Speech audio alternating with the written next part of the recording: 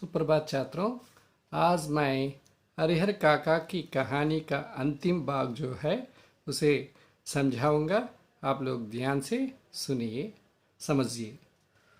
जमीन जायदाद और अपनों का व्यवहार।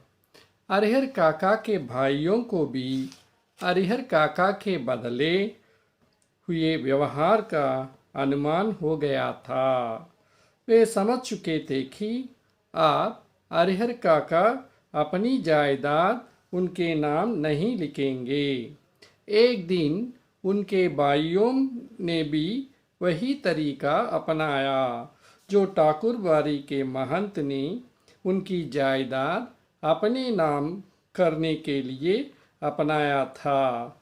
भाइयों ने हरिहर काका के साथ मारपीट की और जमीन को अपने नाम लिखवाने की कोशिश की। हरिहर काका के भाइयों को भी हरिहर काका के बदले हुए जो व्यवहार है उस व्यवहार का अनुमान तो हो गया।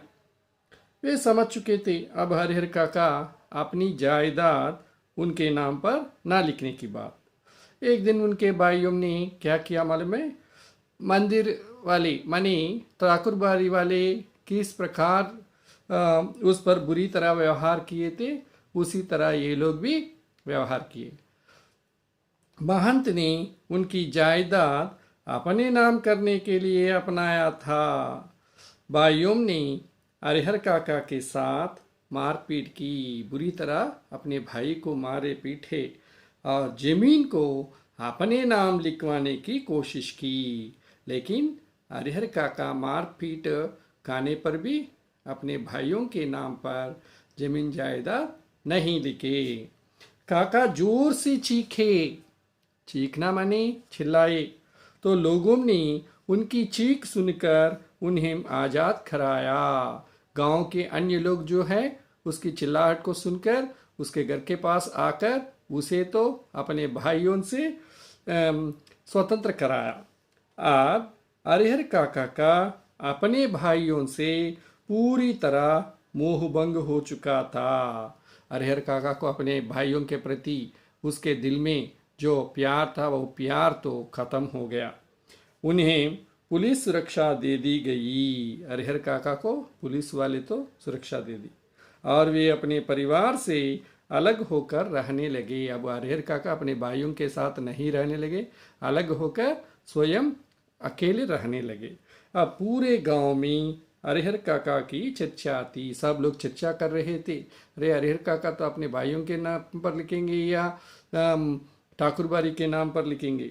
कोई उनकी जमीन को उनके भाइयों को देने के संबंधी विचार प्रकट करता, तो कोई उस जमीन के ठाकुर बाड़ी को दान में दे देने पर जोर देता। इस प्रकार पूरे गांव में केवल यही चर्चा चलती रहती थी। गांव में चर्चा चलती रहती थी। कौन सी चर्चा मालूम है?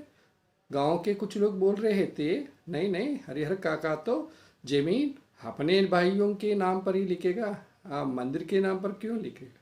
कुछ लोग कह रहे थे, नहीं नहीं, अपने भाई लोग तो बुरी तरह व्यवहार किए ना, भाइयों के नाम पर नहीं लिखेगा, वो तो मंदिर माने ठाकुर बाड़ी के नाम पर लिखेगा। ऐसी चर्चाएं चलने लगे। आगे देखिए, विभिन्न घटनाओं का हरिहर काका पर प्रभाव। अब तक हरिहर काका सब कुछ समझ चुके थे। हरिहर काका को मालूम पड़ गया पूरा इन घटनाओं का उन पर इतना गहरा नकारात्मक प्रभाव पड़ा था। नकारात्मक मीन्स नेगेटिवली। वे मौन रहने लगे, अपने मुंह से कुछ नहीं कहने लगे। वे किसी से भी कुछ नहीं कहते थे, अपने मन में नहीं और दूसरों से भी कुछ नहीं कहते थे।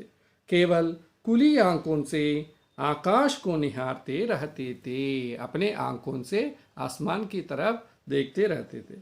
अब उन्होंने एक नौकर रख लिया था। हरिहर काका अपने लिए एक नौकर को रख लिया था जो उनका ख्याल रखता था। उस नौकर तो हरिहर काका को जो भी चाहिए उन सब को देता था और उसको ख्याल रखता था, माने दृष्टि में रखता था। पुलिस के जवान भी हरिहर काका के खर्च पर मौज उड़ा रहे थे। हरिहर काका की रक्षा के लिए पुलिस वालों को भी नियुक्त किए ना। पुलिस वाले भी हरिहर काका के पैसों से ही मौज मस्त उड़ा रही थी, उड़ा रहे थे, मौज मस्त उड़ा रहे थे।